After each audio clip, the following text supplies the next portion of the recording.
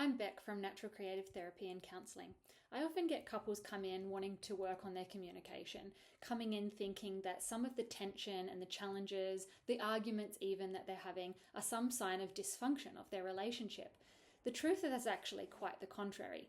Tension in romantic relationships is the purpose of the romantic relationship, to draw out the unmet needs and desires of each party in hopes that someone will actually fulfill them, someone being that romantic partner.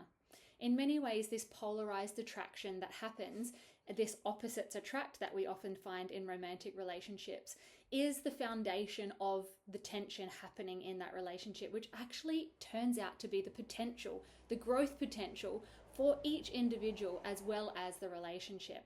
The problem with that being is that we go unconsciously into these spaces and, as many couples do, come in and see tensions, challenges and arguments as a sign that something is wrong because we're not given the tools and information on how to work through this process for our betterment.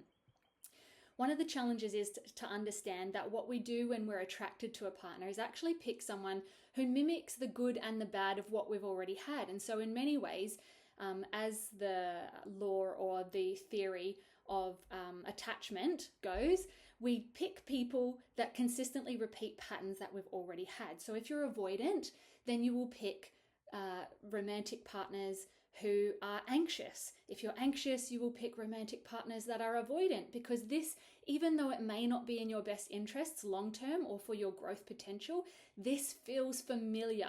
And so it feels very much unconsciously good.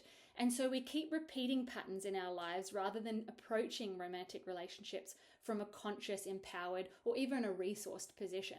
This is the job of a therapist, is to work through what some of those tensions are and to help you understand that when there are opposing truths or contrasting realities in a relationship, the purpose is not zero-sum game where one person wins and one person loses, or even the idea of compromise where I will win this time and you will lose this time and then you're one up on me. Or some people might come away from arguments that are very cognitive, very problem solution focused, and they might give in this time and then next time really get stubborn and dig their heels in because they want to win this time because they chose to lose last time. That kind of approach in a relationship only breeds resentment and tallying of different scores.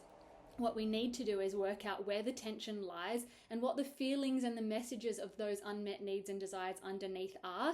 And then once the feelings have been felt and you are informed by that, to work towards a win-win in the relationship where nobody has to lose. Discovering what one party wants and what the other party truly wants, what that looks like, and working towards that. I hope this video has been helpful for you. We've all experienced different relationships and different sorts of tensions and arguments and been able to deal with them at different levels.